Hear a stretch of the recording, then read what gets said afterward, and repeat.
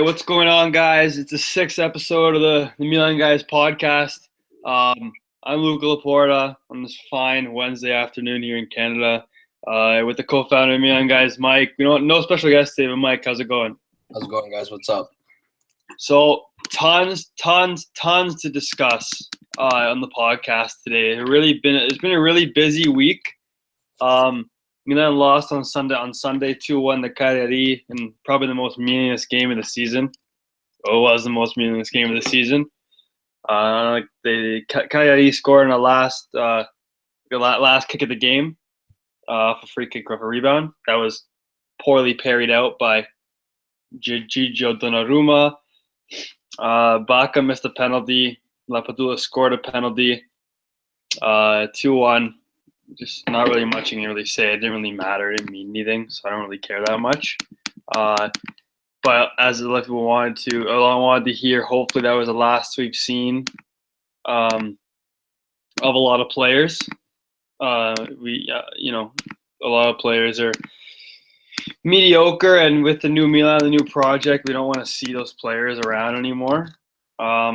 Mike, what was your quick take on the game? What do you think? I mean, it didn't really matter, but what do you think of the game?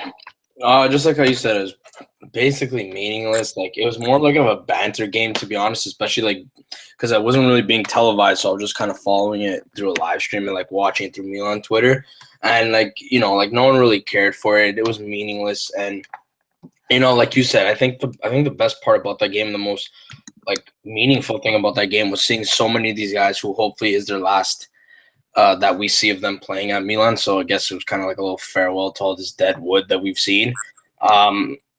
He's kind of summed up a Baca season, missing that penalty. Lapadula got on the score sheet, which was good. I mean, overall, I wasn't expecting anything. I wasn't even expecting to win. I think Milan Twitter got their wish about how the Zapata 97-minute winner basically decided Europa League for us in terms of Inter, because we finished up 1 point ahead of them. So other than that, I'm not going to make anything of the game. It really didn't matter to me. And I just hope that quite a few of those players who were fielded on the pitch, and then a few that were on the bench, hopefully we don't really see them anymore. Yeah, exactly. I don't know. It's tough because I did watch the game, but I wasn't really that zoned into it. I was kind of to be honest, it was early, and I fell asleep for the first. I woke up, watched a few minutes, fell asleep for 20 minutes, and then I woke up. It was 1-0. I'm like, oh, all right, whatever. And then we tied it up. I thought, okay, we'll probably win the game now, or at least tie. But then the last minute, whatever. It doesn't really matter. I wasn't pissed off at all. But yeah, there's been a lot of news the past couple days regarding the mercato, regarding everything, to be honest with you. It's just been with Milan and stuff. It's been a circle of mercato news and transfers and signings and this and that and rumor and here. So let's get started right in the mercato. Honestly, it's the most important thing right now, and so I'll kind of recap a little bit here. Yesterday, Milan officially announced Musacchio, Matteo Musacchio, Villarreal. Basically, a good defender. A lot of people in Spain were saying he's been a really good defender, and Villarreal had one of the best defensive teams in La Liga this year. He's been there since he was 18 years old. He's 26 now. So it was a really good signing. It's we've been interested in him for a long time, so it's good that we were able to. Montella wants as well too. Yeah, what do you think? What do you think about a Musacchio? You like him? I'm not gonna lie. I don't know much about him. But the thing I can say is I've heard good things about him, so that's obviously a good sign. Like I just mentioned, Montella wants him, so that's obviously if a coach is bringing in someone that he wants, then I think that's a good thing. He seems beloved by Villarreal fans, and apparently I was reading something during his press conference that he's been there since he was 18. So obviously that's a dear thing to him, but he was saying, he's ready to take on Milan's challenge, a bigger club. So he seems motivated and ready. I think it's just a new breath of fresh air. Finally a good partner with Romagnoli. hopefully we can start building up a nice little wall between those two. It'll be hard to get through them because Romagnoli's never had like a secure partner between rotations of like Paletta, Zapata, and Gomez. So I think it's good that he's going to have someone who can build a rapport with, and eventually, hopefully, they both do well because I know Romagnoli obviously will. Hopefully, Musacchio gels well with them, and I think it can only be something positive. I don't really see how it can be negative, so we'll go from that and hope for the best. Really, It's not expensive either. I think it's around in the vicinity of around 18 million euros, which is a good deal, especially today's market, right? yeah, So for defenders especially. So that's confirmed. They tweeted it out yesterday. That's 100%. We got Musacchio, good signing. Next, Frank Yannick Kessie. So what I suggest to all of you is basically don't read everything that you read. Like, only trust some of the sources, like Sky, Di Marzio, Milan News. They're pretty good. I wouldn't really trust Gazzetta. And I wouldn't trust the L'Afrique press that said that Kessie was 26 years old, apparently. So we just got someone in the live chat. Do you know what was the problem with Kessie's medical? So basically, I'll give you the whole scoop right now. And I was actually told this by a friend of mine who kind of works, and he knows a lot of information about that stuff. So basically what it was is he had his test yesterday, and Milan were aware of the problem already. They already knew he had a problem. Just a small physical problem. They knew it already. Nothing major. So that obviously they wanted to do more tests on that because they wanted to just do more tests to make sure that the injury wasn't as serious, and and like the recovery time, all that good stuff. So basically they wanted to do some more tests the next day. So that's today. So what everybody's saying was delayed and stuff. The deal's not going to go through. No, the deal's going to go through. It's good. Di Marzio said today, good news for Kessie. He's so basically he finished his medical today. So he passed. He had the test today. Did it already. Tomorrow he's gonna be at Milanello. He's gonna do some last tests, like finishing touches. I'm not really sure exactly what those comprise of, but finishing touches on the thing. And then after that, he's gonna go to Casa Milan and sign the contract. And I'm hoping Milan will make him official tomorrow. I've been told that they could make him official tomorrow, or that he could sign the contract on tomorrow and then be official Friday. But he'll be official by the end of this week. Like, he's in Milano, he's there, so I'm sure they'll do it as soon as possible. But that's the Kessie news for you guys right now. I know someone was asking in the live chat right here. That's the Kessie news. Basically, don't worry. He's coming. Everybody's saying Di Marzio.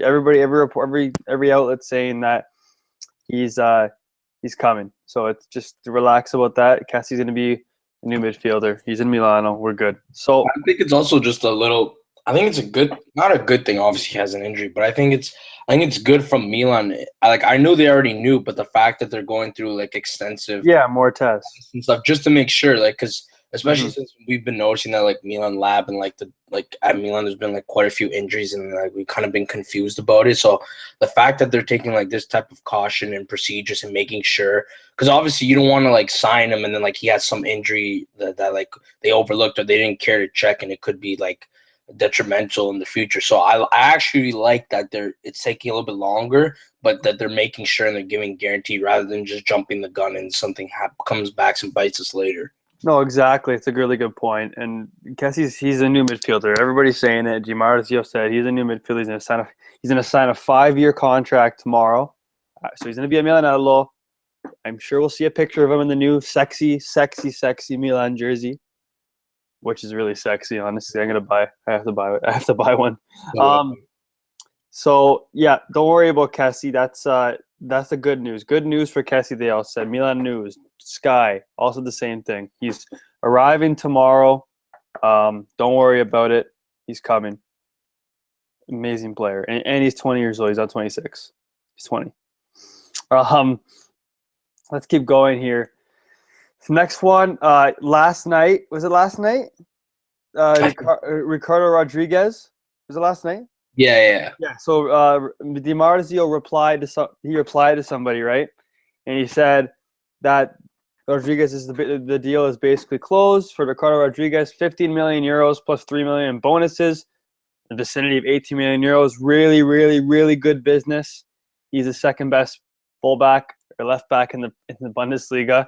Wolfsburg secured their stay in Bundesliga in the relegation battle, the relegation qualification, and they wanted to wait for that. They were focused on that before making any deals, so they're fine with that now. So now it's time for deals, and we're gonna sign him too. I was told today that he's on the way. Fasone is not messing around. He's next week medical. I think in between like Monday or Tuesday or Wednesday.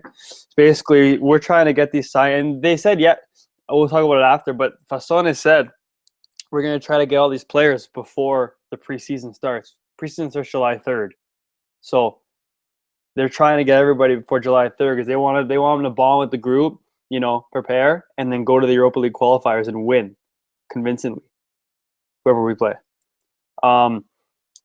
Next up, let's talk about Vincenzo Montella, 2-year contract renewal till 2019. Absolutely, completely earned renewal extension. He's earned it. He's a great manager. I don't care what Milan fans have to say. You guys don't know. I'm sorry. Hiring a new coach every season doesn't do anything good for a club, especially when a coach gave us a trophy this year against Juve, who could win the treble. We beat Juve twice this year. Should have tied another time too. And we were in almost every game this year in Serie A. We could have won. We could have won way more games in Serie A. We had a chance. And he did this with no budget, no transfer budget. And he got us European qualification, which in August, he said, our goal is Europa League.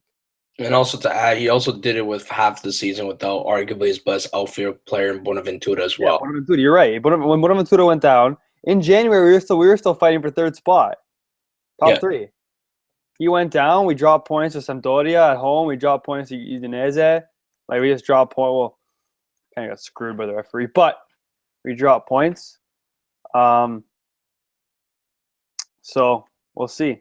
Honestly, it's going to be interesting. But basically, I feel it's just for me. It's like a little weird in a sense. Like I know it's really smart on their end, like to bring in like whether it's like the entire guys they want to buy or like 2/3 of it or whatever into before the preseason, because obviously it's smart move, like you say, you want them to gel and have them ready. But for me, it's just like it's kind of like weird and confusing, like just seeing like, okay, like today we got an agreement with this guy, and then like tomorrow it's this guy, and like it's just weird because you're so not used to this. No, we're not used to this. You're right. It's really weird. Like in order, like everything's going down properly. It's not taking months to sign a player. Like it's sharing. It's something that I literally, as dumb as it sounds, like I kind of need to get used to, just because just seeing it, like it kind of amazes me and it shines light on what could happen in the future.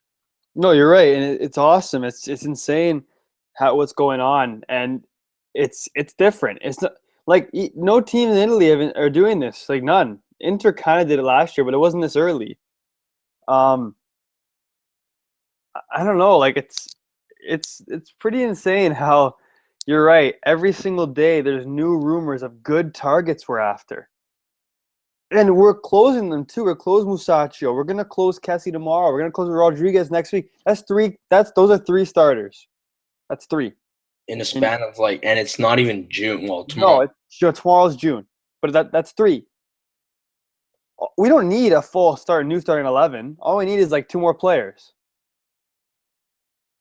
Like I've always said, like we have like I feel like the rebuild of Milan and the resurgence of Milan is in 3 steps. I kind of look at it as like building a new house. So you obviously got to lay your foundation, and that foundation comprises of guys like Donnarumma, Romagnoli, Bonaventura, Locatelli, Suso. So you have your foundation. Mm-hmm. Now what I think we're doing is kind of like building the framework of the house. So you're building in players that like normally wouldn't have, so like a Kessie, Ricardo Rodriguez, like maybe like how we're gonna talk a little later, Belia, stuff like this, and then eventually once we form this team right now, and then hopefully, and as it's projected to do well, maybe get back into Champions League, then you can start doing the fine detailing of the house, like maybe get a star, like someone, a big name target, like 60 million plus, 70 million plus, something like that. So right now, I think we're in stage 2 out of 3 right now. Now we're kind of framing the house, and then eventually, maybe in a couple of years, you can get a big profile target, and that's like the finishing of the house. That's just the way I look. I think that's the most logical and simple way to look at it. Yeah, exactly. So let's move on. So Montella, a deserved extension, deserved. I trust in Vincenzo Montella. Again, any Milan fans who are saying he needs to go do not know football. They don't know Milan because they haven't watched. If someone says Montella needs to go, they haven't watched Milan the past 3-4 years. I can guarantee you they haven't Yeah. because Milan were poor. To Like the last 2-3 years on the field. There were games where we went in. I said, okay, we're definitely not winning today. There's no way. This year, I went into every game saying we have a chance to scrape a win or a draw today.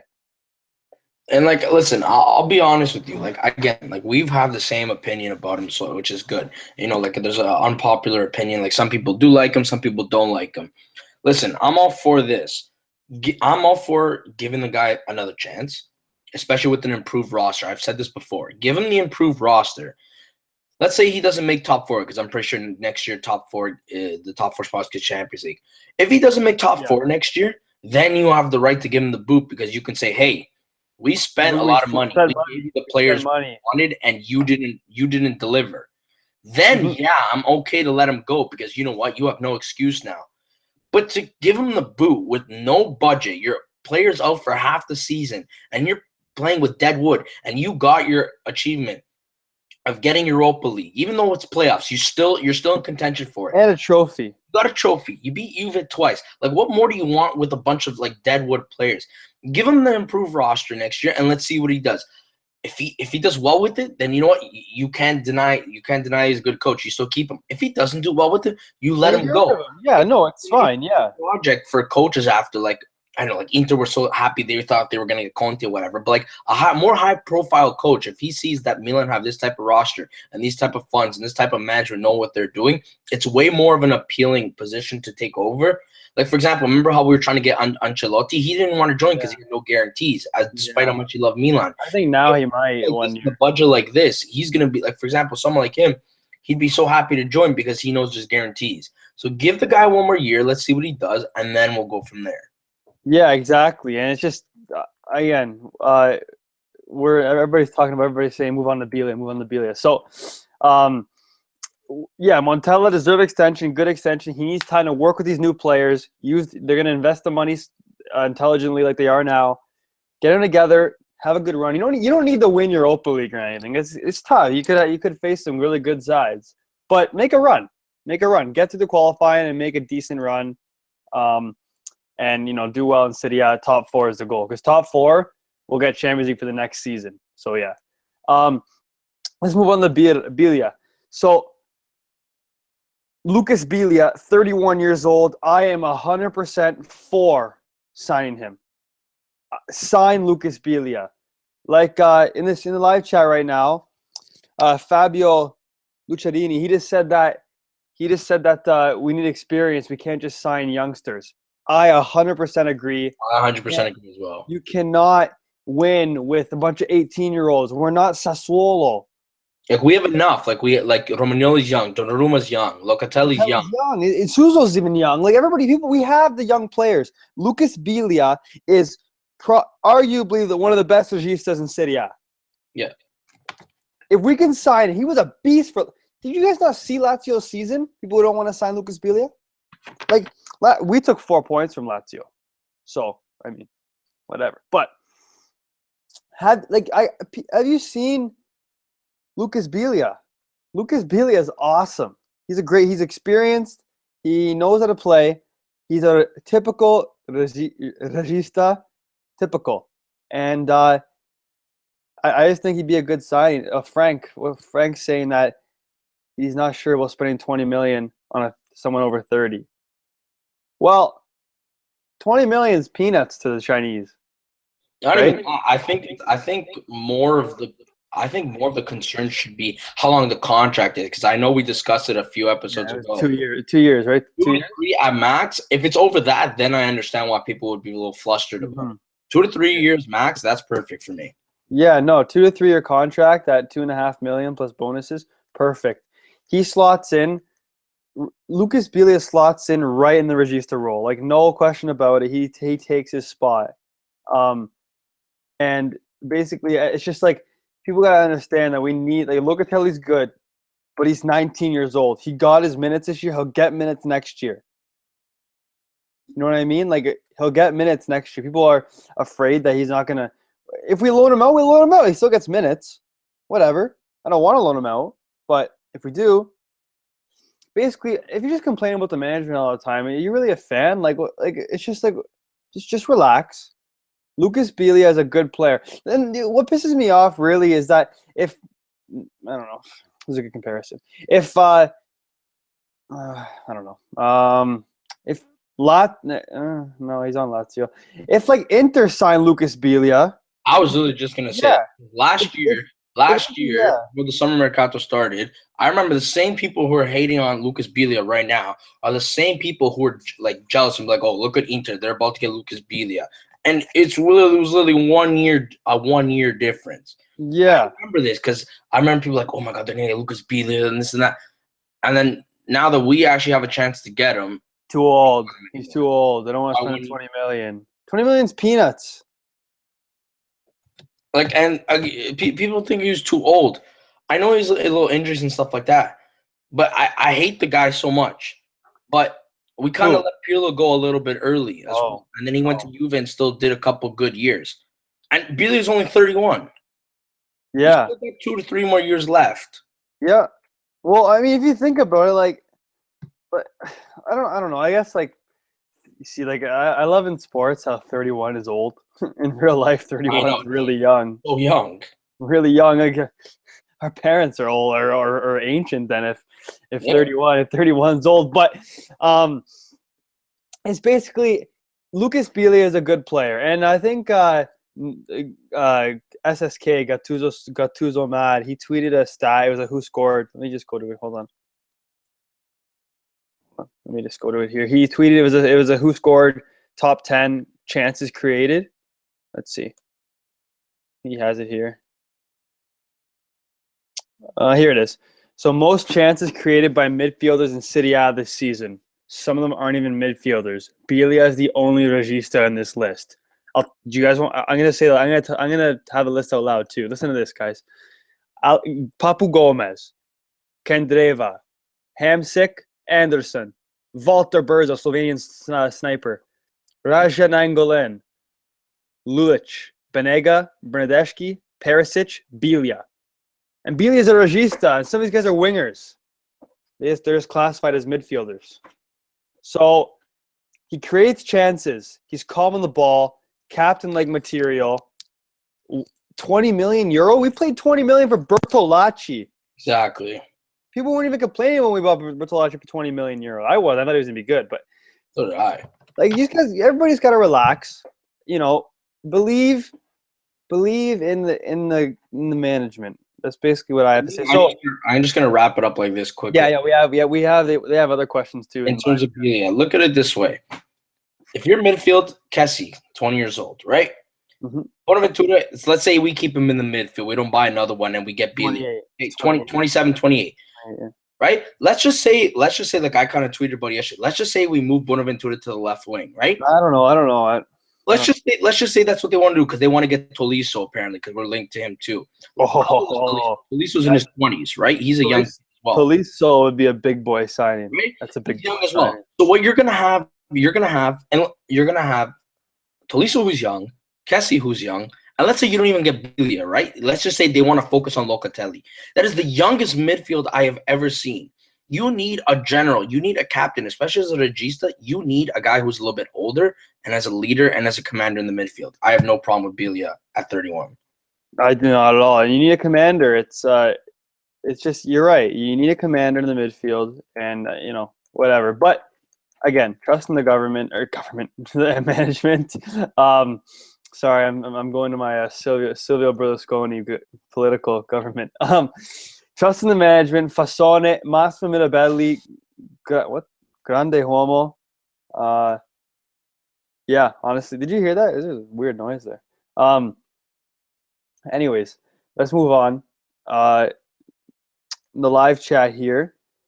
Let's see. Keita Balde or Papu Gomez from Phil. We've actually been linked with both. The Keita links have kind of died down a bit because Juve have been interested and Sevilla was also interested. So I'm not sure. No one's really talked about us and Keita Balde for the last little while. Yeah. But a lot of sources, including Sky, said that we're interested in Papu Gomez. And he even said himself that we wanted him in January, apparently. He said no. I feel like Papu Gomez is one of those guys that we'd eventually sign, like, kind of near the end of the mercato. Just like let's just say we could buy the guys we're linked to right now. And then, like, it comes to a point, like, let's say Balde goes to Juve, goes to Sevilla or something like that.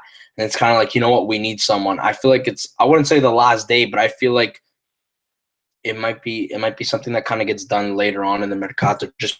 Not that we don't have anyone else, but, like, he might be our second option or third option or something like that. So I see a lot of people saying, like, eventually, yeah, we're probably going to sign him. And to be honest, I kind of agree with them. I feel like it happened later on, but I could be wrong. Yeah, no, it's tough. I would, if we sign Papu Gomez, like, on the low, like, around 20, like, on the low, 20 million, fine. It depends on the other purchases we make and if it makes sense. Yeah, but, like, Papu Gomez could play on the left wing, right? Yeah. So he's good. Like, he's quick, he's skillful. He has a low center of gravity, right? So he's, like, close to the ground, so he's shifty, agile. No, I wouldn't be pissed off about it. That's what we're trying to say. Like, I wouldn't be like, oh crap, we signed Papu Gomez. Yeah. Papu Gomez was magnificent this year for Atalanta. So, but I think I'd rather keep the Balde, but not for whatever the hell Lotito wants, like, what, 30 million or something. I don't know. I think that price just because Lotito was, fair play to him. I think he put that 50 million price tag between him and Belia just because he knows they both have expiring contract. Might as well try to cash out. Props to him. That's, like, a good management thing. But Milan's not dumb anymore. They recognize that right away, and that's kind of why they're going for Belia separately. No, yeah, exactly. And Belia is a good player, and I want Belia. Belia will keep Belia, and we don't. Papu Gomez can, like, play in the midfield too, like as a number 10 role. One of Ventura a little bit, like he kind of. But, like, I rather put him on the left wing. What they're saying here, Fabio's saying that Atalanta's not going to sell their best players. Yeah, but Papu Gomez is going to leave. Fabio, he's leaving. He's been talking about it for like a month. And yeah, like, I noticed with Atalanta players, like, props to them. Like, they had a really surprising season. Like, I saw a lot of people at the beginning of the year putting predictions of, like, where the table would finish at the end of the year. People had, like, Atalanta, like, 16th. Like, they freaking finished, like, 5th. Right? Yeah. So, at the same time, like, I know, like, we quoted a tweet, and there's been stuff about Atalanta players. Like, they love Atalanta. They love the run in the arm, but they can't deny a big club coming after them. And one of them, ironically, was Andrea Conti, who were after the right back. Like, he was saying, like, like, I love Atalanta stuff, but, like, it's kind of hard to deny, like, a big club. Like, I want to go to a big club. I think Papu Gomez is 29 years old. If he's going to make the move, he's going to have to make it now. Yeah, exactly. And that's the thing with them, right? They have their age. And if they're really young, like Kessie, I'm sure Kessie could have stayed for another year or two. But I guess he wanted to go. You get more wages from us. And also, Atalanta need the money, too. They need the money. Why not? Cash on your players if they're a good year. What happens if Papu Gomez is a crap year next year? Yeah. His value goes all the way down. Yeah. His value is the highest it is right now. It's the highest.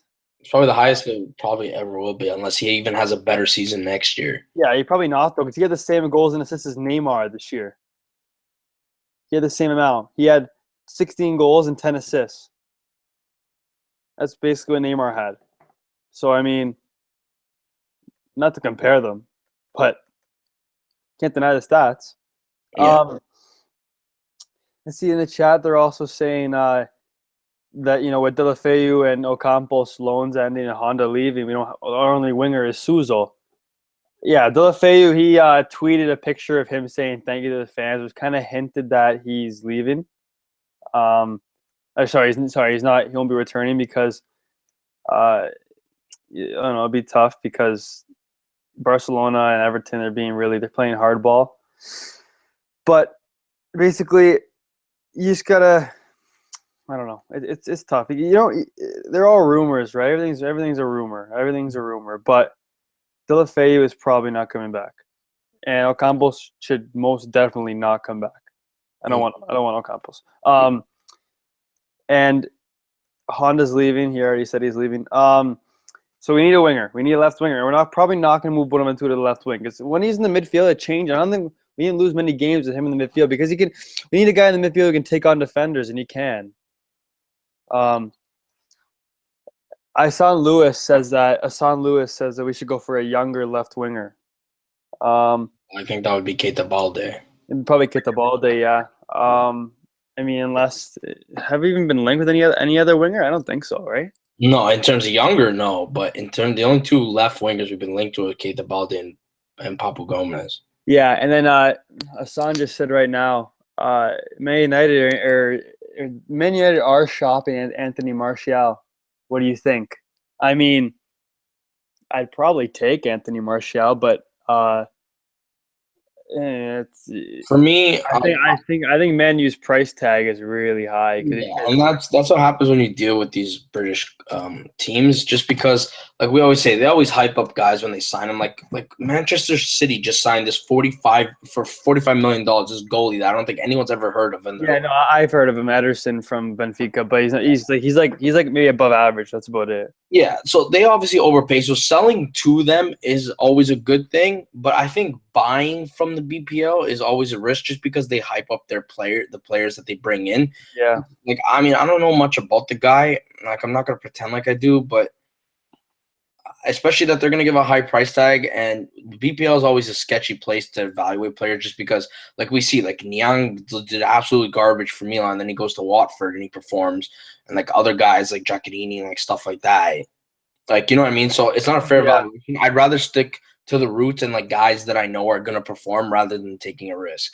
Yeah, no, and what we're saying now, they said, Niang's coming back to Milan. He already said he doesn't want Watford. But I don't think he's staying. No. He said he just talked to the Milan management. I think it's come to a point. He knows he's not a winger. Milan knows he's not a winger. Yeah, he's not a winger. He's not going to be a backup striker because obviously we have Lapadula and they're obviously going to try to get Morata and stuff like that. So I just don't see no place for him. And I think he even said that he actually likes the BPL. He kind of fits. Yeah, and Everton that it does. So he's on apparently Ronald Koeman at Edmonton. I just said Edmonton. Everton. Ronald Koeman at Everton. Apparently, they really want Niang for around 16 million euros. I feel like that's something that will go through. Hopefully, I can see it's something small that'll eventually just go through. I really hope so. If Watford were able to take him on loan and almost buy him, basically, despite the little politics that were going on, I'm pretty sure Everton can get the deal done. Yeah, and Fabio just said it's important for Mirabelli to sell well, and he's right. We have to sell. 100% right. We have to sell. Apparently, Bertolacci might leave. Paletta might leave. I don't really want Paletta to leave. If he stayed, I wouldn't be against it. I think the key in terms of selling, obviously you want a good price. The thing is, it's kind of hard. I already know what the reaction is going to be like when we sell Baca and stuff like this. Obviously we pay so let's say we pay 30 million from, but we have to sell him at 24. Well, you have to understand that you're not going to get 30 million for the guy after the season he had. He had a bad season. You probably could have got 30 million after last season because he scored 20 goals. Yeah, now you're not. So I think the key for Mirabelli and stuff and management in terms of selling, if they go around Baca, Niang, De Sciglio, Bertolacci, all this kind of stuff like that, is because we obviously have the funds for the transfer market. And it's clear and obvious since we're throwing out price tags and stuff like this. For me, this Deadwood and stuff like this. Honestly, I could be completely wrong about this, but Morata, for example, his price 60 million. That's quite a hefty price to pay.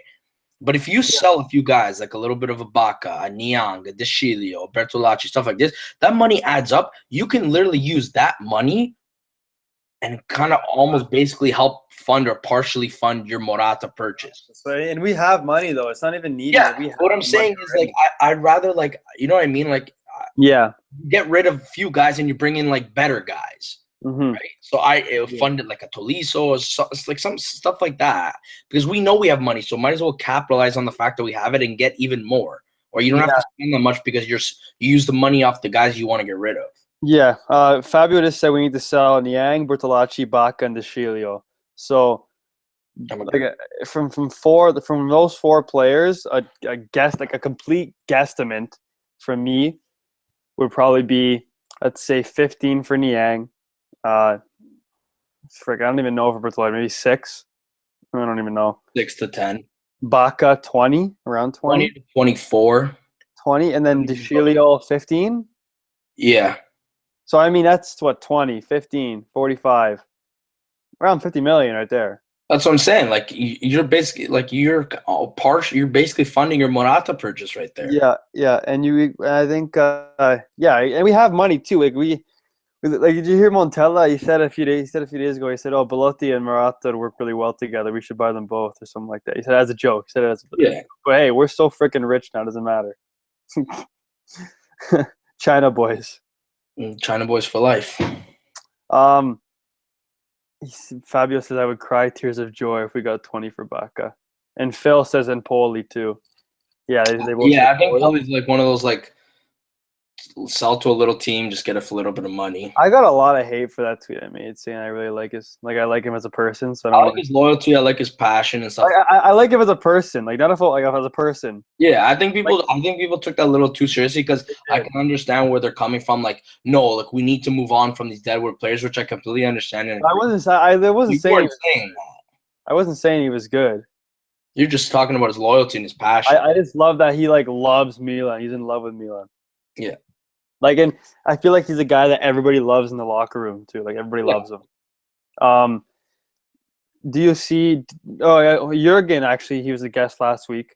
Are you guys for or against Jack being left wing next season? I personally want him in the midfield. So Mike is he wants. Well, I'm gonna not change my answer, but I'm just gonna give it into a perspective just to make it quick.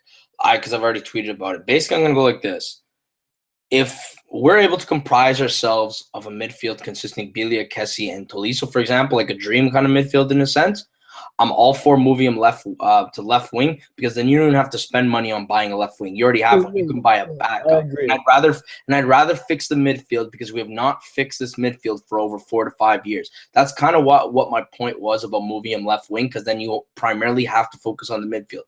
At the same time, if it's gonna be a little too expensive or you can't get a third guy and you need to keep him in the midfield, I'm completely fine with that because he's clearly dominated in the midfield.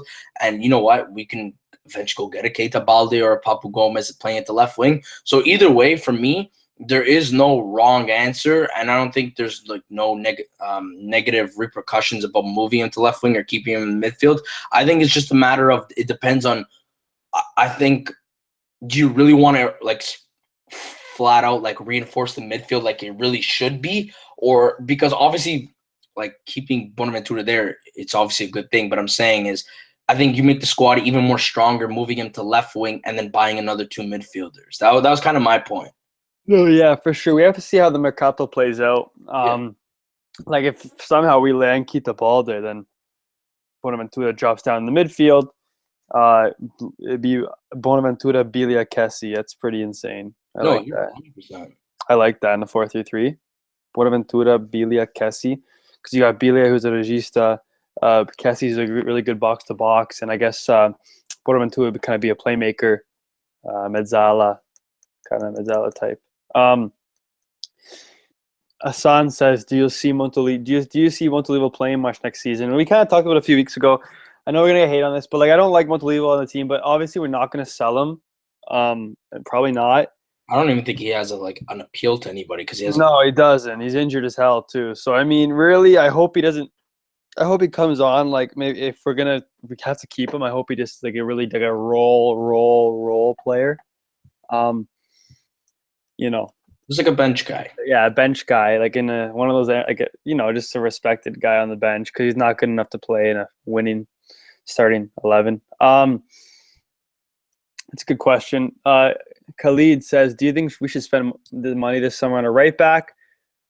Or do you see Calabria and Abati taking that and then do a try for a move during the winter if they're not playing well? Well, we've been trying for Andrea Conti for a while, and apparently we want to get him for around 20 million euros. That's the like the reported fee, around 20 million, which isn't bad.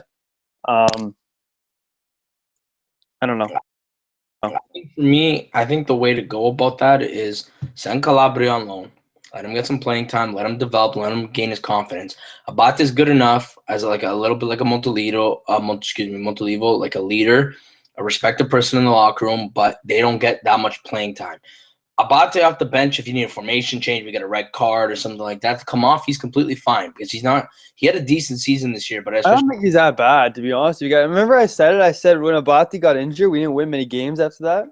Yeah, like I mean, he's not gonna like do the most craziest things on the field for us, but I think he's still decent enough to be a sub. So I think you get Conti, keep Abate as a sub. On the left side, you have Ricardo Rodriguez as your backup. I'd keep Antonelli, even though he's injured, like as a bench guy, and I'd honestly keep Vanjoni, however you want to say, just because you can Argentine Cafu. Yeah, because you can rotate him and Antonelli between left and right. Yeah. So that fullbacks kind of go down and stuff like that. So, yeah, but I have to say though, like, say we fill every other need, but we don't buy a right back, I won't be too pissed off. No, I think like with Abati and Calabria, like rolling, like again, like kind of rotate, like it's not terrible. Like they're not bad. Not terrible. I think because if we address many of our areas like the midfield, I think that'll be able to compensate. I don't think we're gonna go downhill just because we didn't fix the right back position. Yeah, like Abati and Calabria, like they're not bad, like they're not terrible. But everything stems from a good midfield, right? So if we have a good midfield, so like, if it comes to a point where we spend so much on the midfield that, like, guys, we have like no money left, I'd rather spend my money on the midfield. Or even if it happens and we keep DeShilio, play him on the right back. He's a better right back than a left back. For me, I don't think he stays, but I agree. I'm just saying if yeah. Like a big if. Like if he stays, he says, you know what, I want to renew here. He might renew his contract this year. If he stays. Yeah, I agree with that because I mean he's not naturally a right back, and he every time he's played there he's been decent at it. So yeah, no, exactly right. So, thanks for all the guys' comments in the live chat. Oh, so this is a good one for me too. What does he say? He said we could Brandon Donini says, I think we have a 1 million euro option from Mati Fernandez. Would you take him? I 100% would. Yeah, Shane, and I would take it. I would 100% take him. He's a good player. He's a really good player, and I think he's a great depth midfielder. He can definitely come in for a game here and there and play like at least 70 minutes. I have high praise. I had high praise in a lot of different episodes on the podcast. I always said that he never loses the ball. He's really good on the ball. And I don't know. I like that. It's pretty cool. And honestly, I like Mati Fernandez, and Montella likes him too. So, yeah, take him for 1 million. 1 million euros is peanuts. That's nothing. If you're telling me like between 5 to 10, then I'm like, you know what? I'll let him go. It's a 1 million option we can use. That's it. Yeah, that's awesome. I'd take the 1 million for sure, 100%. Would you tweet back on Marcello? Yeah, because just because he literally said what we said. We bought Bertolacci for 21 million, and people are complaining the same price for Biglia. You guys are crazy. Yeah, it's funny. We just said that too. We just said it 10 minutes ago. Marcello, are you listening? Probably not. I don't know. No, but I'm just saying, like that's literally like someone else who understands. Like, come on, guys. Yeah, I understand. Yeah, like it's freaking Bertolacci is 20 million. Biglia's worth 20 million. Let's go to the next topic here. Hold on. See what they're saying in the chat. We got a few listeners from Trinidad and Tobago and from St. Vincent in the Caribbean. It's pretty cool, guys. Very cool. Elliot says, "Do you think we have the squad depth to compete in both Serie A and Europa League?" Well, see, right now, Elliot, we don't. And that's what the mercato's for, and that's what buying guys like Mati Fernandez is for. Listen, I think like what I've told people about Milan this year is this: we got a lot of players in our starting 11 in terms of the team as a whole who are good role and bench players. Right? It's like a Mati Fernandez, like stuff like that. Like they're actually like not bad like role players because you need depth, especially if we're gonna play in 3 competitions. Well, hopefully 3 competitions next year. So I think I was gonna literally segue into this point eventually. Like for example, for the defense, all right. So now it's settled Romagnoli and Musacchio, right? But excuse me, like center backs are always kind of prone to getting red cards unless you're like Paletta, you're guaranteed, right? But you kind of need depth just because they go down injured and cards and stuff like that. So if you're starting to a Romagnoli Musacchio, and I have no problem keeping the backup as like Gomez and Zapata as the 2 like backup center backs, like they're gonna have to know they're gonna play as backups. Like that's a little bit depth right there because Gomez and Zapata are not that bad, and you have to remember they are backups. Like they're not gonna play that much, or they might play against like like a small team or something like that. So I think what they're trying to what they're trying to do is that they know they actually have some quality, decent players that can go on the bench and add to depth. I think they're just trying to get rid of the guys that they really need to get rid of. So like we mentioned, like Ibaka, Niang, De Sciglio, Bertolacci. Because I honestly have a feeling besides the loans, I feel like a lot of people are going to be surprised at how many guys actually kind of stay and are going to adapt to a new bench role and reserve role. So that makes it a lot more deeper because we're actually going after good targets. So I think and we're going to be Coppa Italia too. There's 3 competitions, right? So Serie A, Coppa Italia, and Europa League. It's 3 competitions, right? So you need depth, and that's a good question. But hopefully we can get that. Zapata needs to go. He's too risky, Sean says. I don't know. I like Zapata, to be honest with you. Goal, Zapata. I think you got to let Paletta go. I'm sick and tired of the red cards. If I'm going to keep 2 guys. No, Zapata. Oh yeah, that's what I'm saying. I'm gonna let Paletta go, but I keep Gomez and Zapata as my backup center backs. Yeah, it's pretty good. Honestly, I think Gomez could be a starter one day. Eventually, but like for now, I think he should be the first option off the bench as a center back, and then Zapata. Yeah. People gotta understand with Zapata, without his goal, ultimo minuto, his goal in the final minute. We would have been tied with Inter, and they would have went ahead of us because they have a tiebreaker on us. So Zapata sent us to Europa League in reality. That tie. Hey, Mike? Yeah. Like I'm saying, I don't know what I feel like that's what they're trying to do because it's kind of hard to overhaul an entire team in one summer, especially since they want to get it done before the preseason starts. So I wouldn't be like I just mentioned, I'm not expecting a lot of guys to leave. I think the most obvious ones are going to leave, and the guys that we do keep, like Pasalic is going to go back. Delafeu is going to go back, stuff like that. But I feel like a Mati Fernandez, a Montolivo, Abate, like these guys, Gomez, Zapata, they're going to have to adapt to a new bench role, but know that like they'll be the first call-ups if something goes wrong in starting 11. Yeah, no, for sure. Did you hear what I said about Zapata's goal? Yeah, no, I mean, I've always believed in logic. Like a lot of people say, like, oh, if we would have had a penalty, we would have won the game, and then we would have made Champions League or something like that. Yeah. Like the future is unknown. I mean, in reality, based on now that the season's done, in theory, he kind of did send us to Europa League. In a sense. So, but in terms of like, I just see him as a bench guy. That's all I see him as. No, I know, but I just think I like the guy. Like when he was kissing the fans after he scored, like I like that. Like I don't know, I'm a fan of that. What did I tweet out? Oh yeah, "Se bella come o gol di Zapata, ultimo minuto nel derby." That was a good tweet. Yeah, you're as beautiful as the goal. You're as beautiful. You're as beautiful as Zapata's last-minute goal in the derby. So it translates to. No, that's pretty cool. Hey, Zapata pocketed Higuain last year against Napoli. I remember that. He did. I remember it was at the San Paulo too. We tied 1-1. I remember that game. So here's the last question, or a few last questions here. Asan says, thanks for the shout out, guys. If you have time, can you tell us what you know about Thiago Maia? He's the one his agent said that he's looking at offers from Milan. I looked him up on who scored and stuff. There's not really too much about him. So I'm going to be honest, I don't really know much about Thiago Maia. He's 20 years old, Brazilian midfielder. I'm going to have to ask someone who is into Brazilian football, Brazilian Serie A. And we'll see. And then I'll get some more information for you next episode of Sun. Khalid said, if we say we're qualifying in the Champions League this season to the Europa League, would we be as happy with signs like Kessie and Belia? Well, Kessie for sure.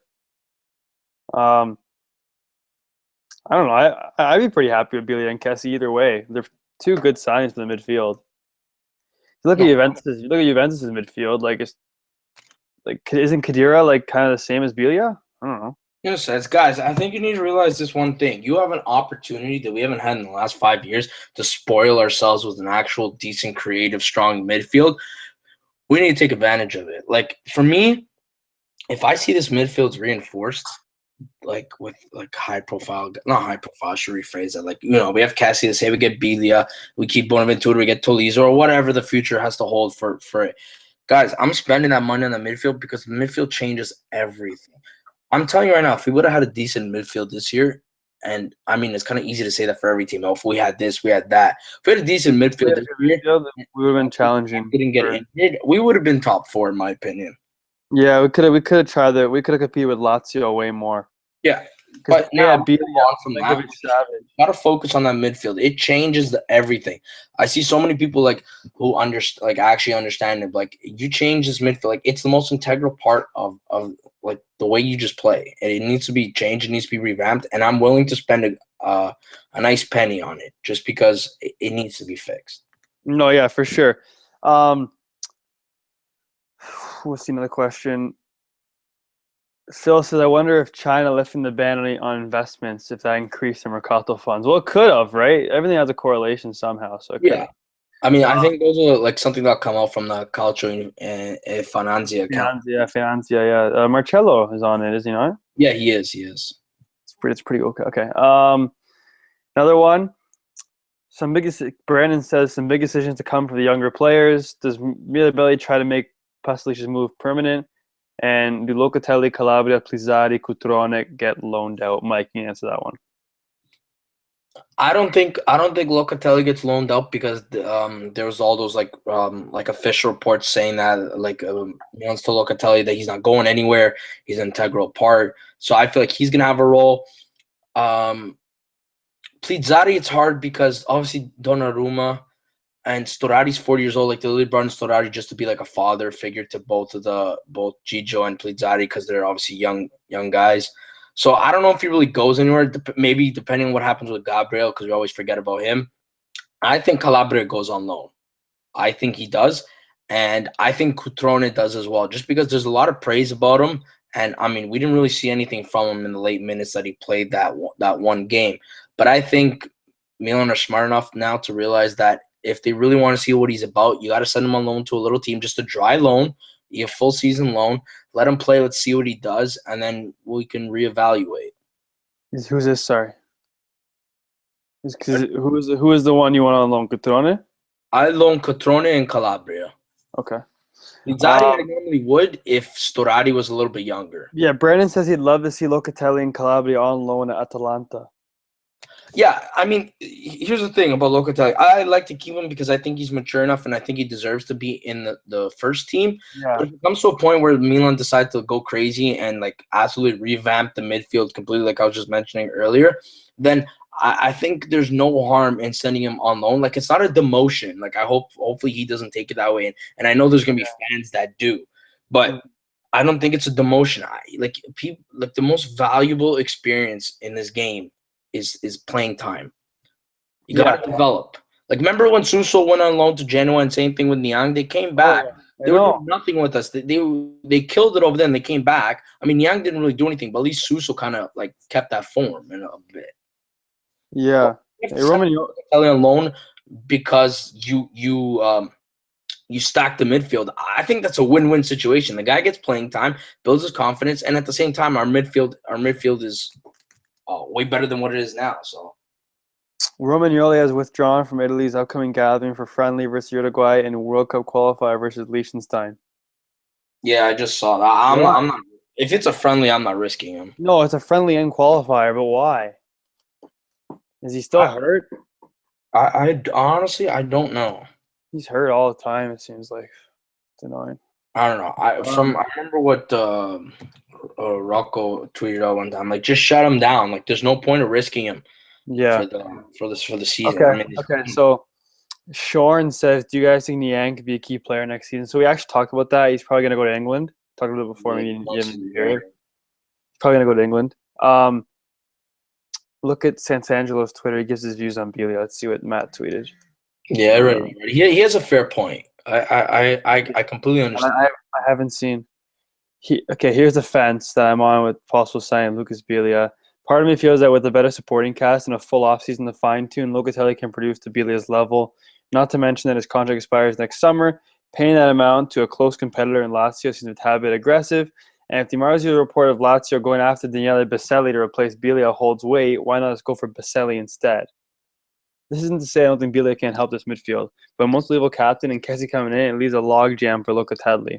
$20 million for a player whose contract expires next summer seems a bit too careless because the club now has a legitimate market budget. Good points from Matt. We're gonna have to get him on the next. Well, hopefully we can get him on the next episode. I think I actually agree with him. Like, not that I don't agree with him at this point. I think it's just kind of what we were saying. He's saying like go for Baselli instead because if they're gonna replace Belia with him, and he has a point. Like, why might as well just go with the replacement that they take anyways, right? But at the same time, it goes back to our point that we need a general in the midfield, and Baselli just makes great player. Like, we were even linked to him like a few years ago and stuff like that. But I'm old school, but like I need to see an older presence in the midfield at the middle instead of just a flat out young midfield. That's the only thing I'd kind of disagree with. Or else I actually agree with a lot of stuff that he's saying. No, it makes sense. No, it makes complete sense. We're gonna see if he can come on the show.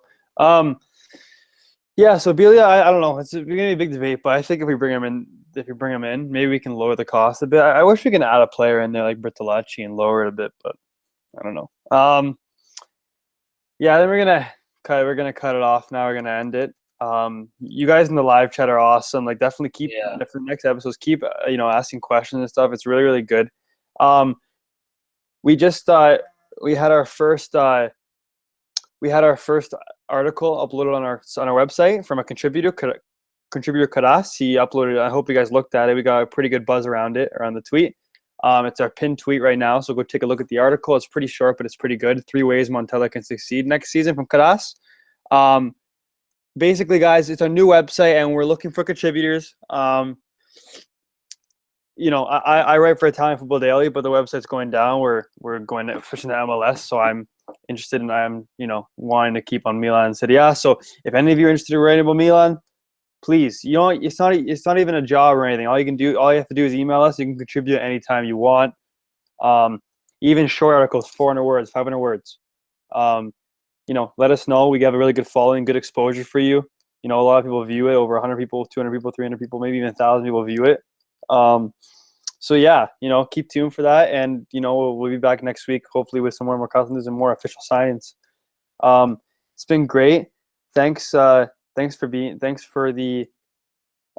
listening in the live chat, and yeah, ciao guys. It's been fun. We'll see you probably next week. Mike, it's been a pleasure, guys. Just to recap, thank you guys. We appreciate it, and we'll see you guys next week. Yep. Ciao. Forza Milan. Forza Mercato. Forza Milan Belli.